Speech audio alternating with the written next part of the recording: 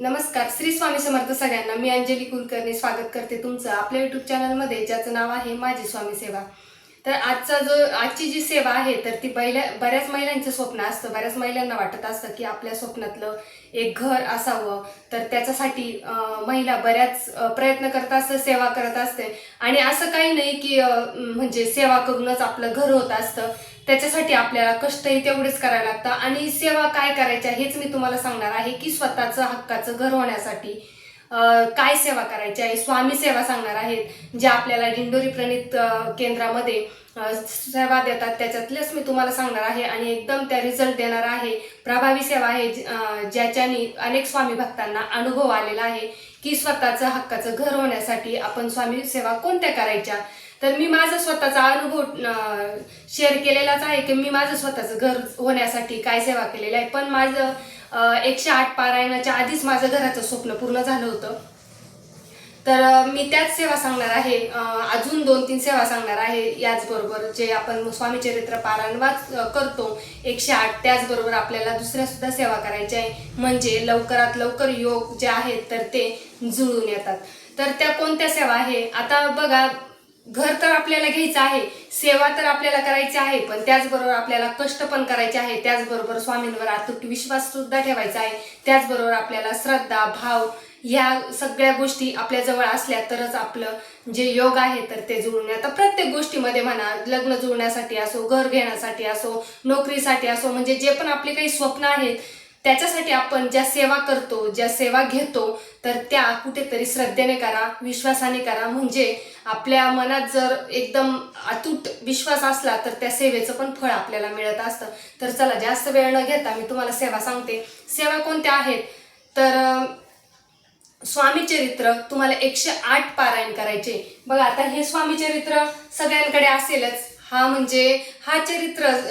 हे स्वामी चरित्र जर तुमच्या घरात असेल आणि तुम्ही जर याचं पठण करत असाल तर सांगते मी की तुमच्या आयुष्यात बदल झाल्याशिवाय राहत नाही आणि तुमच्या आयुष्याचं सोनं झाल्याशिवाय राहत नाही. इतकं प्रभावी ग्रंथ आहे. तर या ग्रंथाचं तुम्हाला पारायण करायचं आहे. कोणते 108 पाठ तुम्हाला या ग्रंथाचे करायचे आहे.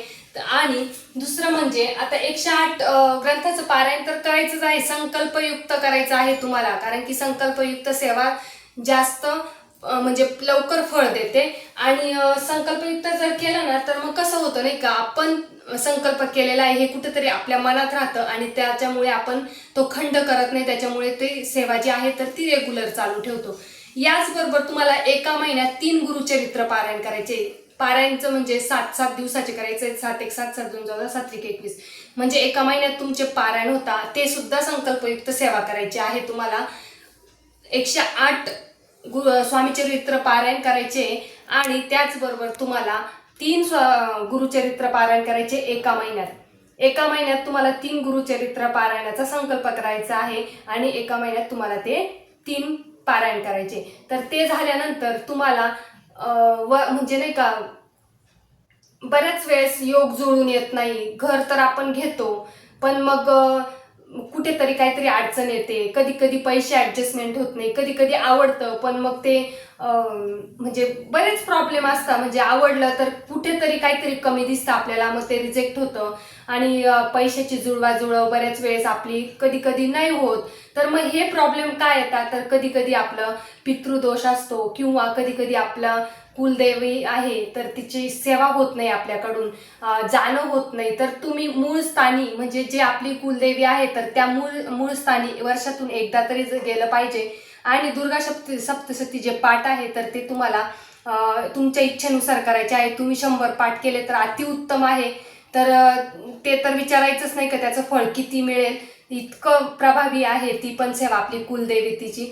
कुलदैवत आहे, कुलदेवी आहे, तर ते तुम्ही वर्षातून एकदा आपल्या कुलदैवताला असतातच. कुलदैवत म्हणजे खंडोबा आहे, म्हणजे नाही का ते ज्योतिबा आहे, परत म्हणजे असे कुलदैवत आहे, कुलदेवी आहे. तर तुम्ही वर्षातून एकदा तरी मूळ स्थानी जाऊन देवीचा कुलदैवत जे आहे खंडोबा वगैरे त्यांचा मानसन्मान केला पाहिजे. मानसन्मान म्हणजे कसं, आता जर कुलदेवीला गेले तर तुम्ही खणा नारळाची ओटी भरायची आहे. आणि मग तिथं दर्शन वगैरे म्हणजे सहकुटुंब सहपरिवार जाऊन कुलदेवतेचे दर्शन घ्यायचंय, जेणेकरून आपल्याकडून बऱ्याच म्हणजे सेवा नाही होत कधी कधी वेळेअभावी, तर मग आपण कुलदेवीचे दर्शन करून ओटी खणा नारळाची ओटी वगैरे भरून जर आपण तिचा मान सन्मान केला तर आपले जे दोष असतात तर ते कमी होतात, आणि पितृदोष जो असतो तर त्याचा सुद्धा आपल्याला वैवाहिक जीवनामध्ये प्रॉब्लेम येतात. त्याच्यामुळे आपण श्रीमद भागवत संक्षिप्त भागवत ग्रंथ जर आपण दर एकादशीला वाचला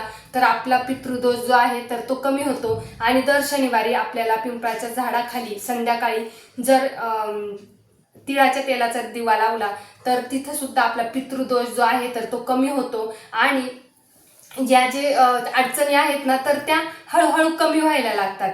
बघ, बरेच वेळेस पैसा पण असतो पण काहीतरी प्रॉब्लेम असा येतो की त्यावेळेस आपलं घर जे आहे, स्वप्नातलं घर जे आहे तर ते होत नाही. आणि खरंच सगळ्यात महिलांचं महत्त्वाचं स्वप्न म्हणजे स्वतःचं घर पाहिजे. तर त्याच्यामुळे तुम्हाला या सेवा करायच्या आहे. आणि आर्थिक अडचण आपल्या प्रत्येकाला येत असतात, तर मग त्याच्यासाठी ह्या ज्या सेवा आहेत तर त्या आर्थिक अडचणी दूर होता. आणि आता एक महत्त्वाची सेवा म्हणजे कशी आहे, तुम्ही गाईला जर हिरवा चारा खायला दिला तर जरी आपल्याकडून ही सेवा झाली, गाईला हिरवा चारा खाऊ घातल्याने, तर आपली जी आर्थिक अडचण आहे ना तर ती हळूहळू दूर होण्यास मदत होते. आणि सकाळ संध्याकाळ जर घरामध्ये तुपाचा दिवा लावला, म्हणजे शुद्ध गाईच्या तुपाचा जर तुम्ही दिवा लावला तर तुम्हाला म्हणजे आपल्या घरामध्ये जी आहे पॉझिटिव्हिटी तर ती टिकून राहते. अखंड लक्ष्मी आपल्या घरामध्ये वास करते जर आपण सकाळ संध्याकाळ तुपाचा दिवा लावला तर. या छोटे छोटे उपाय सुद्धा तुम्हाला करायचे.